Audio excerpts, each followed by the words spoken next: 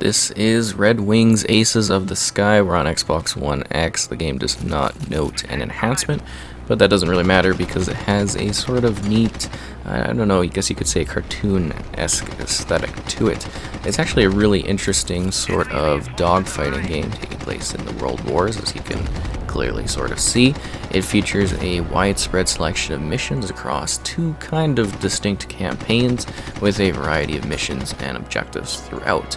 Aside from the campaign efforts, there is a local sort of 1v1 split screen option available if you do want to compete that way, and a survival mode where you can fight off, waves of enemy planes.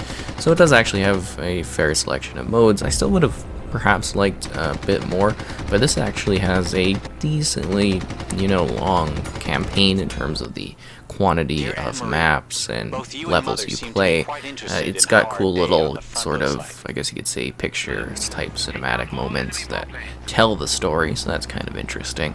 But for the heart of a dogfighting type game, it's obviously the gameplay, which is done in an almost arcade-like fashion. It's actually rather fun and neat. You're also upgrading your plane between rounds, and there are a variety of different planes that you can unlock with some different plane type skins. So in the game you have a fairly simple UI that does kind of feel like something out of a mobile type experience, but it's far from being a mobile game.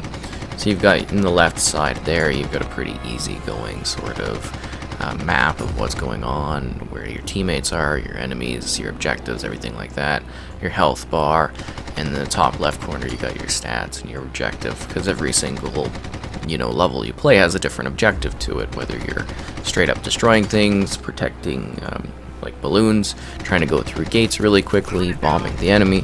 There's actually a decent variety to it, and it keeps things sort of mixed up. There's good music, good sound to it. And then on the bottom right, you've got these cool abilities like you've been seeing. So you could do barrel rolls sometimes, or you can do like a deathlock execution. If your enemy gets into the Y zone, they'll show a little skull above their head, and then you do like a personal pistol shoot of them, which is kind of entertaining. You might even send off your kind of squad, because you have like a plane squad, and you can increase how many planes are in that by upgrading your plane, and then you just launch them at the enemy, and that's kind of a fun thing to do. And then the boomerang, where you do like a flip type thing. It's pretty neat, pretty streamlined. You can get combos going. You are scored while you're playing too, which is kind of neat, and it just offers a little bit of, I guess you could say, replayability if you care about getting the stars. So every match you play, you get like best of 3 stars. You're trying to get all 3, obviously. You get more points to spend if you do so on your actual upgrades and your abilities. But yeah, it's actually a pretty well refined experience, pretty good polish on it.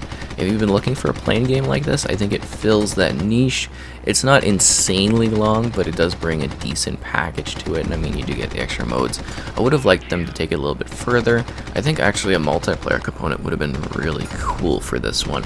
So as you've been seeing, the gameplay actually looks kind of enticing. I mean, I like the visual style of it. It really does kind of come off as sleek, despite having like a light sort of cartoon element to it. You can fly through the clouds, the volumetric and everything like that, which is kind of cool.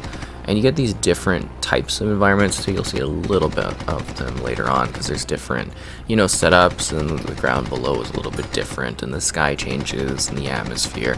It's kind of interesting. It can be, oh, here's the execution move right there. It can be a little difficult at times. You're not paying attention, you can die pretty quickly. But the missions aren't necessarily long, so it's not a big deal if you die, because you just jump back in and, try to do things a little bit differently. But it does provide a decent challenge, even though I'm going around here whipping through these guys right now. But, you do die occasionally. Get blasted out of the sky, which is kind of cool.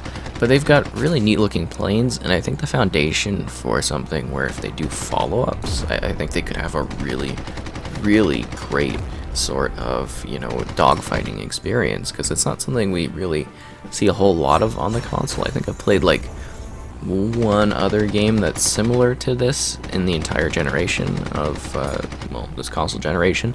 So it's kind of neat to have more options, because, I think back to like Crimson Skies and stuff like that, and it's like, oh, we just don't have enough of this. And I guess there is in the recent Star Wars game, Squadrons is kind of like that. But if you're looking for like a World War II one, there's like one other one that comes to mind, or even past that. I can't really recall too many. So it's good that this exists. I think it fits into a particular little interesting niche, and it brings something that runs well and looks decently solid. You know, it brings enough variation to keep it fresh while you're playing and a little bit fun and engaging.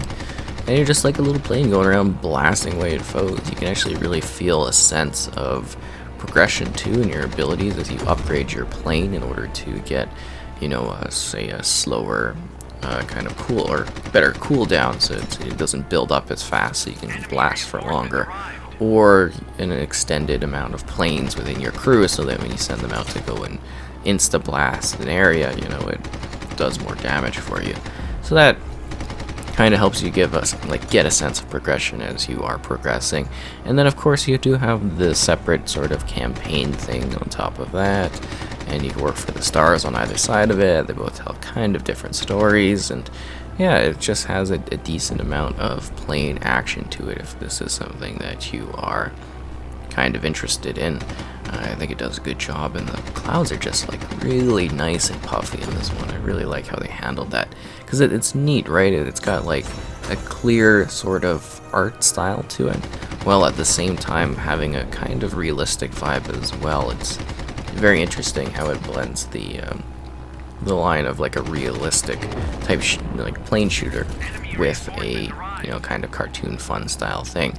And you look off into the distance, and some of these maps are really quite gorgeous. I mean, look at the stars up there and stuff. I think it looks really nice, and you know, blowing up giant balloons, shooting down other planes. It's kind of fun and engaging. But yeah, I'll just show off a bit more gameplay, but that's all I really have to say about this one. Kind of cool, kind of engaging, decent amount of content, and hopefully they push it a little bit further in the future, because I think they've got a solid foundation with this one. Enemy reinforcements arrived.